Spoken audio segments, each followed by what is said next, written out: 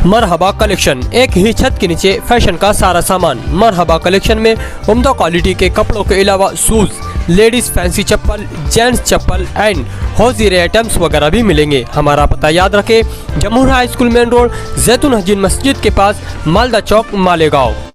मैं उपायुक्त जनार्दन पवार, मालेगांव महानगर पालिका।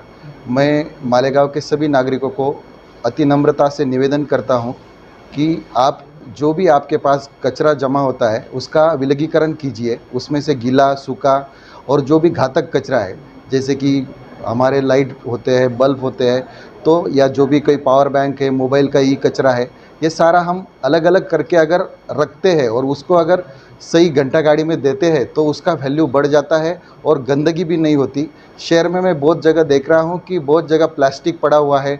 50 माइक्रोन के नीचे का प्लास्टिक बैन है, अभी तो टोटली प्लास्टिक बैन किया जा चुका है। तो मैं लोगों से अनुरोध करता हूँ कि हम प्लास्टिक का वापर ना करें।